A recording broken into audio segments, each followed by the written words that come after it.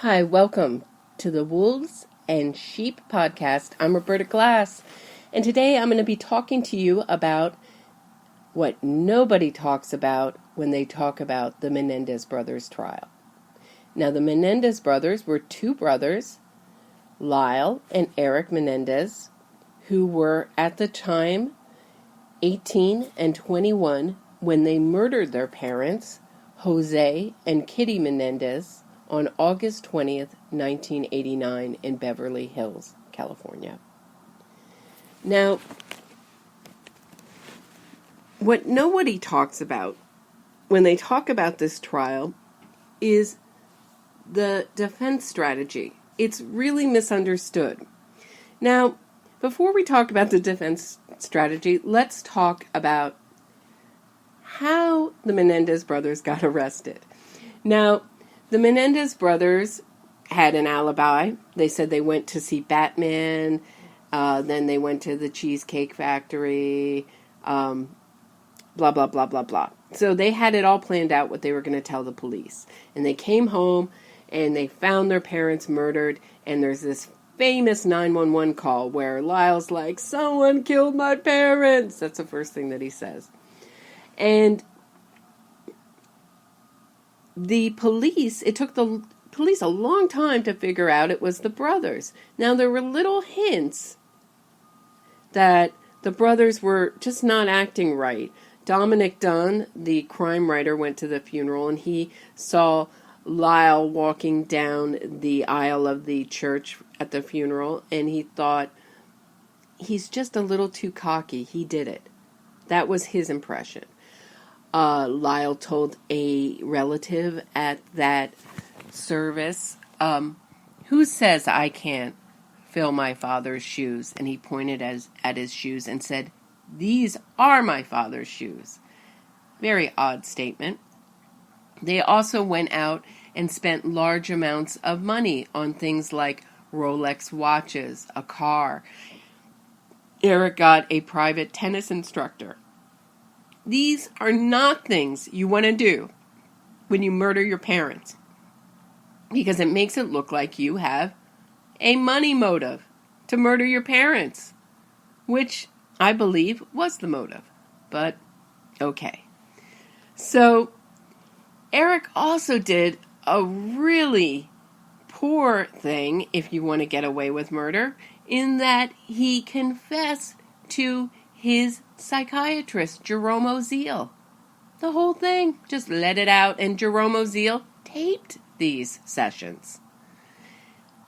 And he also confessed to a psychiatrist with a rather messy personal life. He was having an affair with his secretary, Judalon Smith. And Jerome Oziel confessed to Judalon Smith that he was worried because when Lyle Menendez sat in on a dual brother psychiatry session and said, look, Jerome Oziel, we got a problem. Erik confessed to you. And now that's like a real problem for us. And Jerome Oziel, I think rightly, was in fear for his life and told his secretary. And his secretary, who was probably more clear thinking than the psychiatrist was, told the police. So that's how they got caught. But it took 6 or 7 months. Now, I just recently read a thing with the interview with the murderer, Jeffrey McDonald, who murdered his family. And he said, well, why did it take them 7 months to get an indictment? And I thought it was interesting because here in the Menendez brothers case, it took almost 7 months for them to be indicted, to get an arrest. So I don't think that's a good barometer of innocence. And so the thing that nobody talks about when they talk about the Menendez brothers' defense is they talk about the abuse excuse. Now, when the Menendez brothers went to trial, they said that their parents, Jose and Kitty, subjected them to, especially Jose, years of sexual abuse, mental abuse, and this was torturous, right? So people talk about the abuse excuse and how new it was at the time, but it's really not new. If you look at the Leopold and Loeb case, which is another old murder case of two wealthy murderers, male murderers. They talked about their terrible childhoods and they gave an abuse excuse. What was different in this case, and what no one really specifies, is that they used a self-defense claim. And the self-defense claim was that at the time of the murder, the Menendez brothers thought that their parents were going to kill them, and they had no choice but to kill them. And this was a really hard case to make because the parents were in the den eating ice cream, or there was ice cream on the table. I love how people will say, well, you can't prove they were eating ice cream at the time of the murder. Okay, but there was a bowl of ice cream on the table.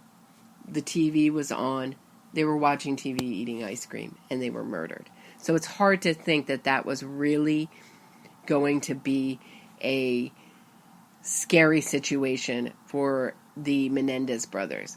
But you gotta give it to Jill Lansing, who was Lyle Menendez's defense attorney, and the incredible Leslie Abramson. Now, everybody talks about Johnny Cochran.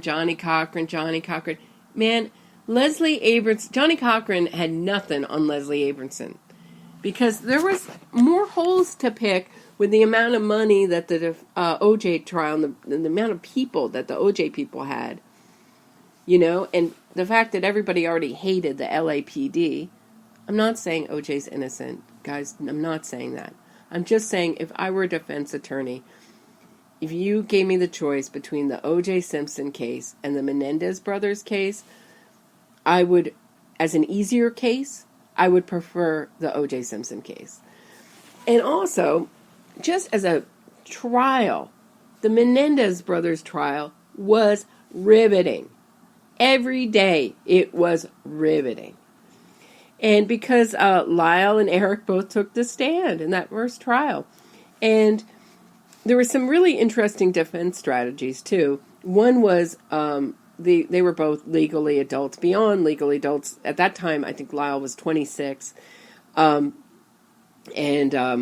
Eric was a couple years younger. His birthday's in November, so you can kind of figure it out. And they dressed... Leslie Abramson always referred to them as the boys. She always rubbed their shoulders, was like fixing their sweaters, and she always had them wear like pastel sweaters and really funny pastel sweaters and sort of like button-down shirts under it, so they look like guys who would come and like maybe tutor your kids or show up at a polo match or something. It was really awesome strategy. It was effective. And I say it's awesome, not because it's so great to try to get murderers off, just because it was effective. And she really made these two spoiled, entitled kids who perjured themselves on the stand, got caught in so many lies from the Big Ten store where they said they bought ammunition that hadn't sold that kind of ammunition in years, to just sort of... more difficult questions about lying on the 9 and lying while he was crying. There's one part where Lyle was questioned about, well, were you lying on the 911 tape? Yes, I was. And you were crying then? Yes, I was. And you're crying now as you're talking about the abuse? Yes. So it looked very bad. And you can see that when Lyle talks about the kind of mental abuse, he's very specific about the kinds of things that his father told him, how the things that there's a kind of thing that when I'm tired, I will not be tired, I will be strong. When I'm sick, I will work twice as hard. He could recite these things that his father told him verbatim, like that. Because I believe it was true. But when he got into the abuse, while he was very specific about this kind of lurid detail of the sexual abuse, the specifics of it were very vague. So when he was asked, well, what kind of books did your father have you read to groom you for this kind of abuse? He was like, he said, well, a lot of stuff about Greeks, It was kind of like, like a lot of that, excuse my language, but faggy stuff, faggy stuff that faggy fathers might, tell their kids. It was not specific. And if you ask me what I'm reading, I will tell you the author and name of the book. Or you ask me what I was reading when I was young, I'd be like, oh, a lot of things like Judy Blume books, or I'd be specific about the author and the type of book. I wouldn't just say, a lot of children's books. A lot of stuff about horses. It just, not when you're on the stand, no. It came off really poorly. So, and when they got to this, they really couldn't articulate what it was. They built it up with, the Lyle's his toupee secret had been exposed to the family, and family secrets were coming out. But they really couldn't get specific what it was about that evening when the parents shut the doors that the brothers thought that they were going to kill them. And you could see them trying to tailor their evidence to this defense to get themselves off, but it really didn't work. But you got to give the defense points for creativity, because this isn't a whodunit case. This isn't a Klaus Van Bülow, did he or didn't he murder his wife? This isn't one of those cases. The Menendez brothers said they did it. This was a why did they do it case. Second thing nobody talks about when they talk about this case is they never talk about Leslie Abramson's closing argument. And that is an argument. If you are interested in true crime and you really want to see a lawyer working with nothing at the top of their game, pulling stuff out of their ass, working with sheer emotion, creativity, passion, brilliance, look at Leslie Abramson's closing argument. And if you listen to my podcast, you'll know that I lean much more pro-prosecution. But I appreciate a good defense attorney just as much as the next person. It doesn't mean I have to agree with them. But you have to be an idiot not to recognize that. What she did was the prosecution had brought out a bulletin board and put up pictures of the crime. And it was heinous pictures. And Kitty was crawling away from her children. So how much of a threat could she have been? I mean, that's another real problem in their case. These pictures were brutal. And what Leslie Abramson, she didn't take down the pictures. She kept them up. But she added her own, which was a weird picture of, I'm sorry, I can't remember if it was Lyle or Erik at 6 years old, shot from the top down. So his head was kind of cut off. And she pasted it up there, and she said, the prosecutors this is a trick that they use to get you enraged about the crime so that you'll convict my clients. But let's talk about what the victims of this crime did to my clients. And one of the things that Jose Menendez liked to do to his little boy was stick pins. And she took out pins, and she took the picture, the weird nude picture, and the weird nude picture. I don't know what to say. It was odd because it wasn't like it looked like an accidental shot, honestly. She took this accidental shot and she put pins in it as she was talking about the sexual abuse. Holy cow.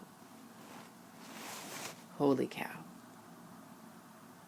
And she gave an impassioned speech about how they were good people who did a bad thing. And at the end of that, they got a hung jury, which was a victory for the Menendez brothers because, let's face it, they go in there, they're two rich kids, we killed our parents, they're guilty of it, right? It's just how much time they could get. I mean, obviously the better outcome for Leslie Abramson was, way down on the scale of culpability, like manslaughter or something like that. But I don't even know if that was on the table. I can't even remember. I'm sorry. I should have brushed up a little bit more on exactly what was on the table. I think it was Murder 2 was on the table. Okay. So that's what nobody talks about when they talk about the Menendez brothers trial. And people always talk about how the O.J. Simpson trial was so amazing.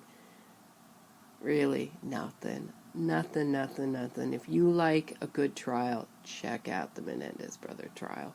And I think people who remember that trial thought it would be a great, TV miniseries, and it really wasn't. And what they forget is it was so much a product of the time that it was in. This was the 90s. Everybody was talking about abuse. It was the Oprah age. People wanted to heal their inner child.